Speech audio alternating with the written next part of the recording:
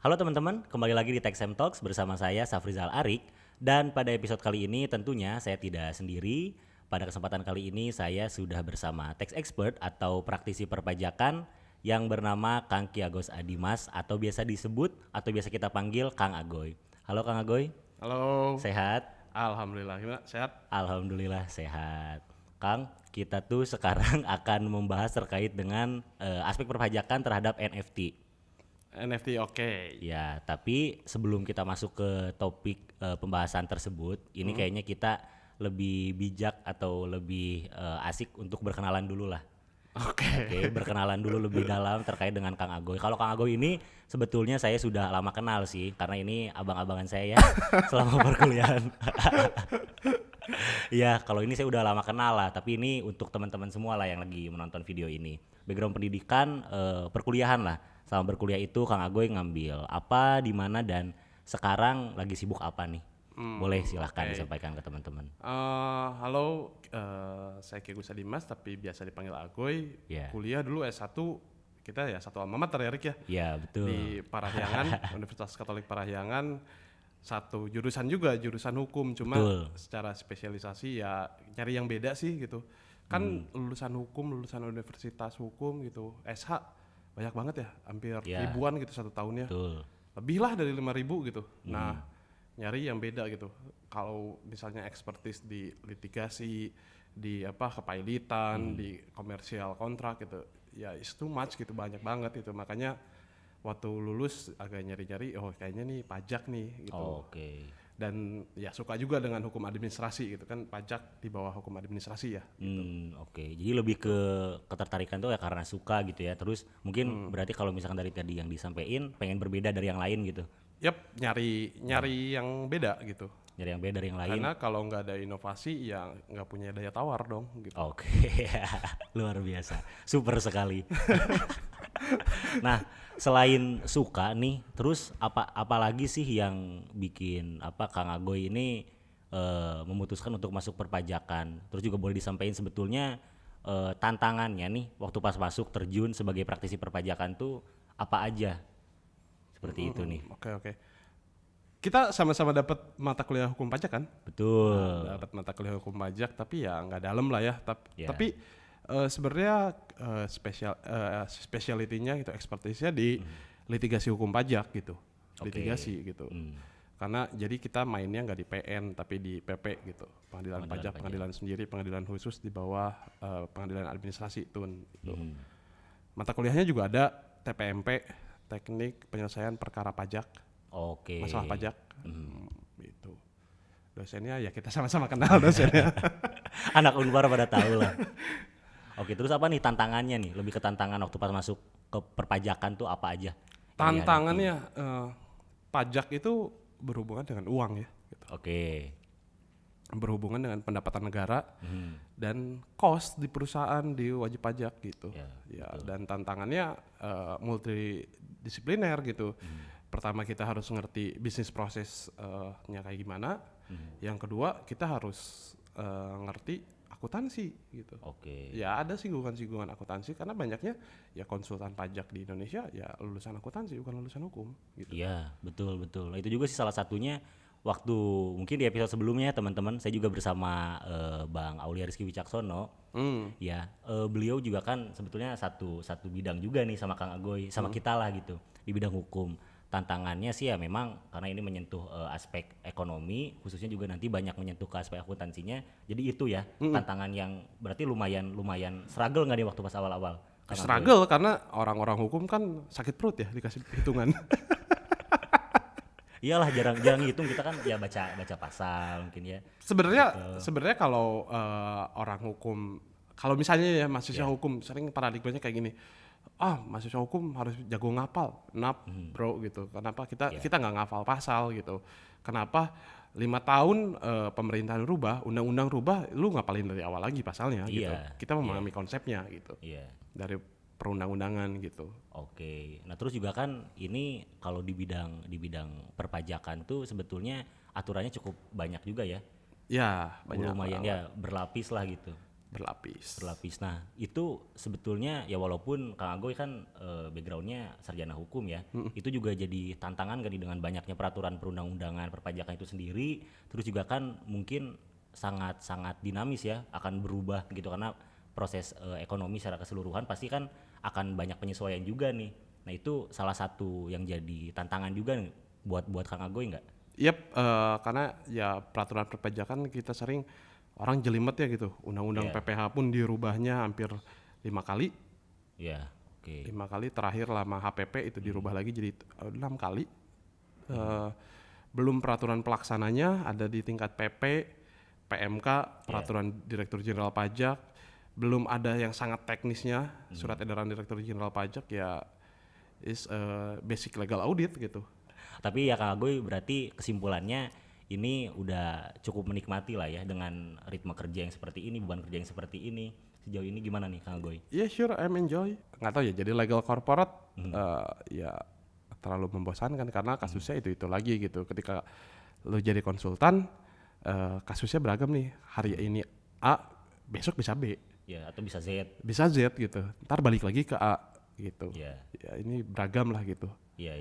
Itu jadi kalau misalnya di buku-buku yang orang asing sebut gitu, ya business acumen gitu ini. Jadi pembendaharaan gitu, pembendaharaan case kita gitu. Iya. Ya berarti memang karena ini Kang Agoy juga kan sebagai ya konsultan ya, sekarang ya konsultan perpajakan ya, terus juga nyentuh di litigasinya ya di pengadilan pajak. Dan berarti pasti banyak banget permasalahan perpajakan. Ya ini juga menyakup hukumnya karena tentunya ya perpajakan diatur dalam perundang-undangan, apalagi dalam sengketa-sengketanya di dalam pengadilan pajak itu pasti ya butuh gitu orang-orang kayak Kang Agoy ya. Setuju, karena paradigmanya kita masih pakai Adam Smith yang quotes-nya Adam Smith.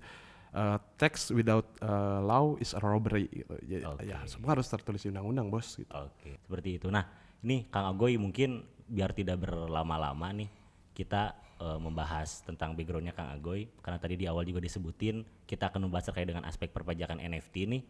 Mungkin ini dulu nih, kita bahas dulu NFT itu sebetulnya apa sih gitu, secara kesimpulan lah gitu yang Kang Agoy tangkep dari fenomena yang ada sekarang nih, karena kemarin sempat ramai juga apa yang namanya Ghazali ya, Ahmad Ghazali gitu. Bukan Ghazali Siregar. Bukan. Bukan. Ya walaupun ya ini karena Kang Agoy ini Maung Bandung banget.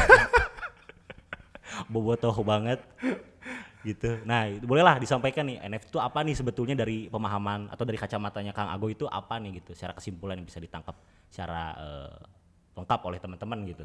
Oke, sebenarnya NFT kripto ya ini industri blockchain gitu. Industri yang terbarukan gitu, yang semua yang ya sedang hype-nya sekarang gitu, si NFT, kripto gitu ya, mereka bagian dari industri blockchain soal gitu. Ketika si NFT ini ketika gambar gitu, terus dipost dijual dengan websitenya itu OpenSea ya kalau nggak salah, di OpenSea, tapi banyak juga sih yang lain gitu. Nah, kalau yang si Ghazali ini tuh dia di OpenSea gitu ya, ntar lu dapat duit gitu, dapat duit senilai Bitcoinnya itu gitu kan. Bitcoin tuh ada 0,00 berapa dikonvert ntar jadi USD gitu. Dikonvert jadi USD, ntar ya duitnya itu bisa ditarik gitu. Oke. Nah berarti kalau seperti itu ya karena ini NFT ini baru dan berarti penghasilannya itu dari uang yang ditarik itu tadi ya, yang mungkin nanti akan berpengaruh ke aspek perpajakannya ya, seperti itu. Gitu. Sebenarnya kan dalam konsep perpajakan di Indonesia, buat apalagi untuk pajak penghasilan gitu, ini tuh sangat simpel gitu.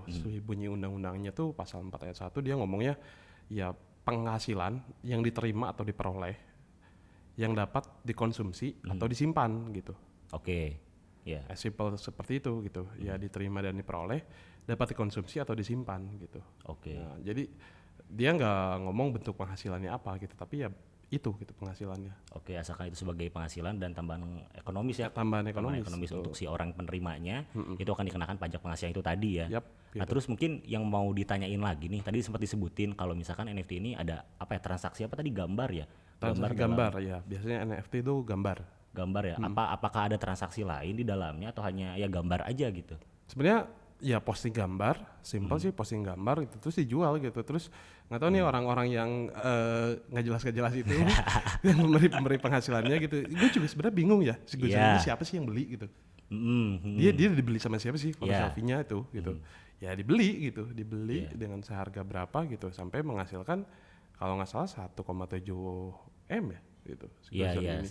Memang kemarin sempat simpang siur juga ya nilainya berapa. Cuman terakhir di podcastnya salah satu podcaster ternama di Indonesia, nilainya disebutin segitu ya, 1,7 miliar ya ternyata. 1,7 miliar, 1,78 lah gitu. Oke, sekitar segituan. Nah, terus berarti selain PPH tadi pajak penghasilan karena kalau misalkan tadi kita subjeknya Ahmad Ghazali itu tadi sebagai penghasilan dia lalu dia akan dikenakan pajak, ada aspek perpajakan lain gak nih di dalam apa transaksi terkait dengan NFT ini gitu? Nah, sebenarnya kan kalau kita balik lagi ke PPH dulu ya sebenarnya. Nah, PPH ini tuh ya pemerintah Indonesia menerapkan sistem withholding tax gitu. Oke. Jadi simpelnya kayak kalau misalnya kamu pekerja gitu. Nah, pajak kamu bakal dipotong sama perusahaan gitu. Nah, itu withholding tax namanya. Nah, withholding tax ini fungsinya buat apa? Buat kepatuhan gitu. Jadi meningkatkan kepatuhan pembayaran pajak lah gitu. Jadi karena kan kalau misalnya orang pribadi gitu ya, dia pasti sangat kerepotan untuk membuat e-billing, terus dia lapor SPT tiap bulan gitu, Ya. gitu kan. Iya. E-billing lah dia bayar ke bank gitu, bikin e-billing, terus ntar dilaporin di akhir tahun gitu kan. Itu bakal sulit ya. Nah makanya pemerintah kita bikin sistem yang namanya withholding tax gitu. Jadi ya udah biar wajib pajak tertentu yang punya kewajiban untuk memotong nih pajaknya dan menyetorkan pajaknya gitu. Nah, withholding tax. Nah, di fenomena blockchain ini yang belum ada sekarang tuh withholding tax-nya Ya, oke. gitu. Kenapa? Ya banyak banget gitu penghasilan dari blockchain ini gitu, NFT, either itu NFT, kripto atau apapun you name it lah gitu. Ya. Yang dikenain pajak gitu. Tapi pemerintah memang sudah aware gitu bahwa ini tuh masuk loh pada kategori penghasilan yang diperoleh atau diterima dan menambah keuntungan ekonomis yang dapat dikonsumsi dan disimpan gitu. Ini masuk gitu. Betul. Dalam definisi itu gitu. Nah, itu sih sistem yang belum ada sekarang di Indonesia gitu. Ya, untuk si NFT ini ya, terkhusus. Terkhusus untuk NFT juga kayak si Gozali kan akhirnya dia dia secara official assessment gitu, secara kejabatan Direktur Jenderal Pajak. Jadi di undang-undang tuh dia Direktur Jenderal Pajak bisa menetapkan secara jabatan gitu, dia punya NPWP. Kalau misalnya penghasilnya diketahui ya sudah lebih dari threshold gitu. Oke. Berarti ini pemotong pajak penghasilannya itu ada di sisi Direktur Jenderal Pajaknya tadi. Bukan pemotong penghasilan sih sebenarnya, nggak ada di sini pemotong penghasilannya. Oke. Karena ya si OpenSea gitu, si OpenSea sebagai platformnya dia nggak bisa ditransfer aja duitnya 1,7 M gitu, Oke. nggak dipotong gitu. Nah ya itulah yang jadi proyek kayaknya bakal jadi pemikiran strategis di otoritas pajak kita gitu, gimana kita nge-reach perusahaan-perusahaan itu gitu, seperti ya market di Indonesia di bidang blockchain ini banyak banget kan gitu. Nge-reach buat mereka harus bisa motong gitu. Oke, berarti sekarang untuk pemenuhan kewajiban perpajakan itu tadi ada di sisi siapa nih untuk membayarnya, untuk melaporkannya? Belum ada. Belum ada. Nah makanya ketika si Gozali yang viral 1,7 M itu viral, dia dapat 1,7 M, lalu bunyi nih alarm di Dinas Pajak. Wah ini berarti harus ditetapkan sebagai wajib pajak, dia harus memenuhi kewajiban perpajakannya. Gitu. Makanya dikasih NPWP kan. Oke. Nah selanjutnya nih tadi balik lagi ke pertanyaan yang tadi mungkin karena tadi kita bahas tentang pajak penghasilannya, karena ini juga ada transaksi di dalamnya, transaksi tadi mungkin contohnya sampelnya Ahmad Ghazali ini jual gambar lah gitu kasarnya ya, jual gambar ada pembelinya. Atas transaksi itu kan mungkin harusnya sih ada perpajakannya lagi ya selain pajak penghasilan itu tadi sebagai penghasilan yang diterima oleh Ahmad Ghazali. apakah ada aspek perpajakannya yang lain nggak? Yap, sebenarnya ada PPN ya harusnya. PPN-nya, oke. Kan kalau tadi PPH kita ngomongin terhadap subjeknya gitu. Dia pajak atas subjek gitu. Jadi tergantung gimana orangnya gitu. Yeah. Nah, kalau PPN dia nggak lihat gimana orangnya nih, tapi lihat gimana objeknya. Oke. Gitu. Ya selama dia masuk terhadap objek PPN, ya dia harus dikenakan PPN gitu. Nah, dan terlebih PPN itu dikenakan atas apa? End consumer gitu, konsumen akhir. Ya. End consumer. Nah, ketika misalnya dia ngeposting gambar, terus ada yang beli, ya yang beli pun nggak akan mungkin kejual lagi kan gitu. Iya. Beli lukisan gitu, ya kita anggap yang konvensionalnya lah. Lu beli lukisan gitu, lukisan terus kena PPN, ya memang bener dia nggak akan jual lagi kok gitu. Ya untuk dinikmatin aja gitu ya sebetulnya. Tuh, si lukisannya gitu. itu gitu. Nah, tapi kan sekarang PPN sekarang kalau misalnya dalam PPN permasalahannya ini ada di teritorinya gitu. Nah, teritorinya si platform blockchain ini yang NFT OpenSea lah kita anggap itu nggak tahu kan di mana gitu. Dia adanya di dunia maya gitu. Yeah. Nah, sejauh mana sih sekarang undang-undang PPN bisa nge-reach itu gitu. Oke. Karena kalau misalnya PPN tuh dia bakal ngelihat atas transaksinya nih, ini termasuk transaksi yang terutang PPN atau enggak gitu. Nah, itu pun sebenarnya otoritas pajak di Indonesia udah bikin perluasan ya kayak Netflix, Spotify, Disney Hotstar yang ya you name it lah yang kayak gitu buat dikenakan PPN pajak digital. Oke. Nah, tapi menurut gua pribadi itu masih belum kuat karena ya harus dalam undang-undang sih diaturnya gitu. Lebih ditegesin di undang-undang dan kita secara within 2 years gitu, 2020-2021 udah cukup ada reformasi undang-undang yang cukup besar ya di Undang-Undang Cipta Kerja kan masuk. Dia ada klaster perpajakannya. Di undang-undang yang tahun 2001 itu harmonisasi peraturan perpajakan. Dia pun ada nih undang-undang yang baru. Nah, tapi untuk pajak PPN ini belum secara eksplisit diatur sih gimana cara nge-reach-nya gitu. Ya untuk mencapai si perpajakan NFT ini ya. Termasuk yang platform digital lain juga ya, Netflix, Spotify juga sebetulnya belum terlalu komprehensif mungkin ya secara peraturan. Tapi kalau misalnya Netflix, Spotify, gua nggak tahu nih, mereka ada brands company-nya nggak ya di Indonesia gitu. Sebenarnya kalau misalnya mereka punya brands company di Indonesia, ya bisa gitu. Ya. Betul. Nah, tapi kan kalau si yang NFT ini jualan NFT, nggak tahu nih mereka ada brands company-nya karena kan mereka cuma platform jual beli udah gitu. Nggak tahu nih perusahaannya dari mana gitu. Iya, betul lah. Tapi nih kalau misalkan dari kacamata Kang Ago ini, karena kan sekarang tadi ya perlu di statement lagi kalau misalkan memang peraturan perpajakan untuk aspek transaksi yang ada secara digital ini belum diakomodir lah secara sempurna lah gitu ya oleh peraturan. Nah, kira-kira nih menurut analisis Kang Ago itu seharusnya seperti apa nih, mungkin boleh dari kacamata Kang Ago ya aja. Kalau dari kacamata gue ya, sebenarnya peraturan kalau yang PPN itu emang agak kurang komprehensif lah gitu ya. Tapi kalau misalnya dari PPH, kita ngomongin PPH gitu ya, sebenarnya ini sama sih Rick, kayak kita ngomongin pasal pembunuhan gitu. Oke. 338 KUHP. Ya. 338 kan ada unsurnya kan yang harus dipenuhi gitu. Yeah. Mau misalnya di zaman sekarang ada pembunuhan itu pakai drone, ya tetap materialnya terpenuhi gitu. Pembunuhan gitu. Nah, kalau yang kasusnya Gozali kan kita udah punya nih payung hukum di Undang-Undang PPH ya, pajak penghasilan pasal 4 ayat 1. Ya mau penghasilannya seperti apa ketika itu masuk ke Undang-Undang PPH, deliknya gitu, materialnya secara masuk Undang-Undang PPH ya itu objek pajak gitu, harus dipajakin gitu. Oke. Gitu sih sebenarnya. Sebenarnya sih ya balik lagi ke konsep dasar gitu. Konsep dasar di PPN pun sebenarnya sama nih. Secara konsep dasar dia bukan termasuk negative list barang yang dikecualikan PPN. Nah, penyerahannya pun transaksinya pun masuk nih ke kategori yang ini harus bayar PPN gitu. Cuma kalau di PPN enforcement-nya yang lebih sulit gitu. Karena kalau PPN yang dia wajib bayarnya tuh yang perusahaannya nih gitu.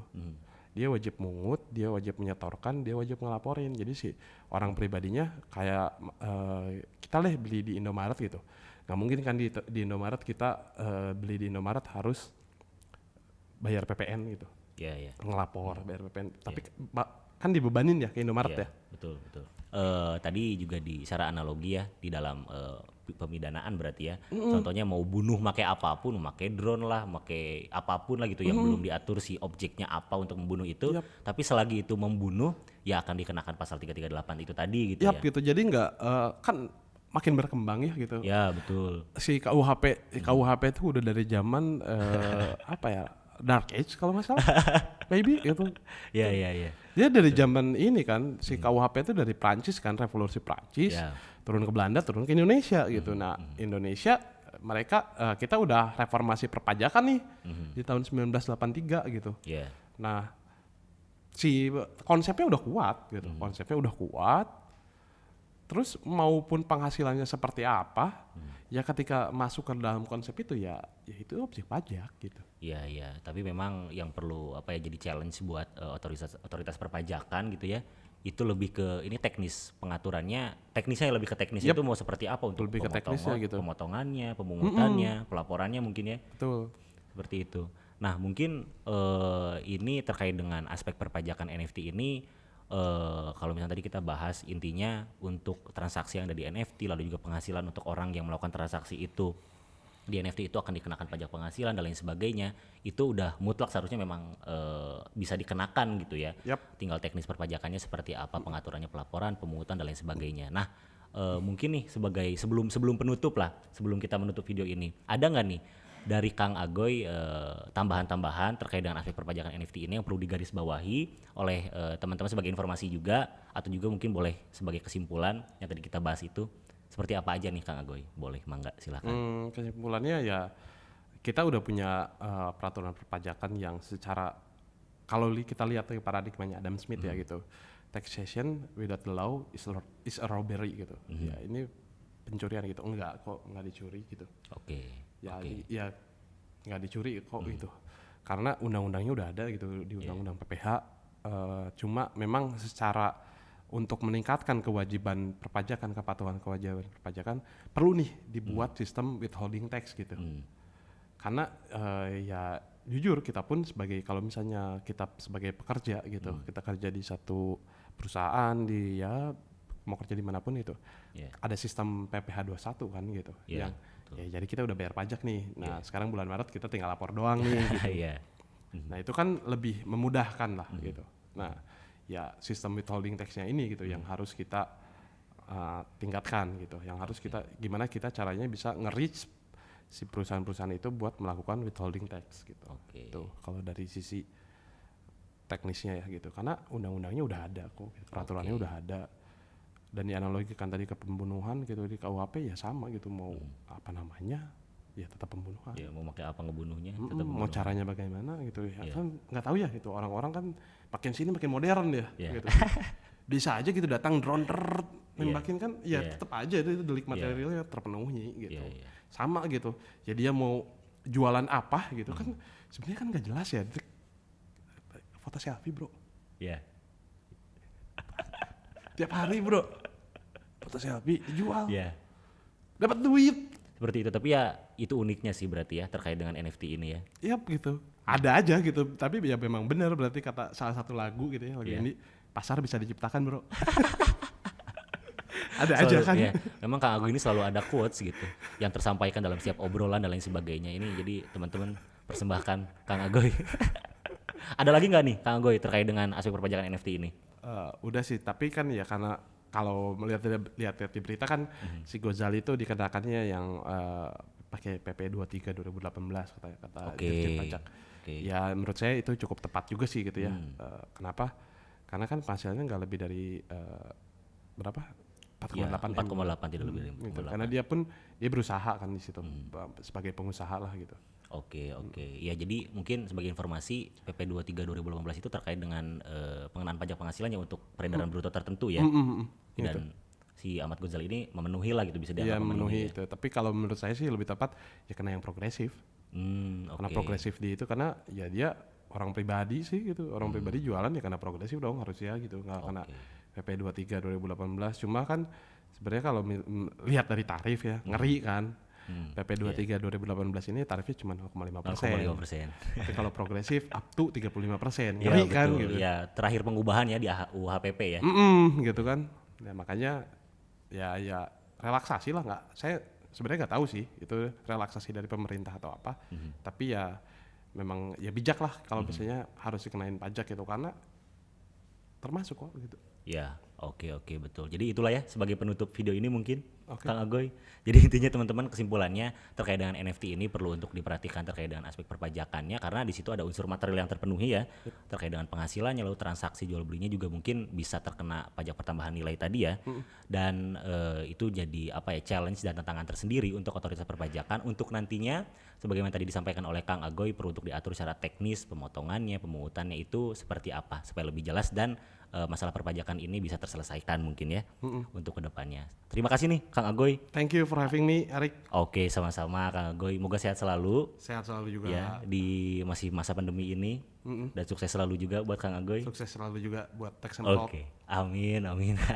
Oke, teman-teman selain teman-teman bisa melihat informasi-informasi perpajakan lainnya melalui video di kanal YouTube kami, teman-teman juga bisa melihat informasi-informasi perpajakan di media digital lainnya, baik itu di Instagram dan lain sebagainya. Dan untuk teman-teman semua, sampai jumpa di episode selanjutnya. Tax and Talks, Tax and Everything in Between. Bye-bye.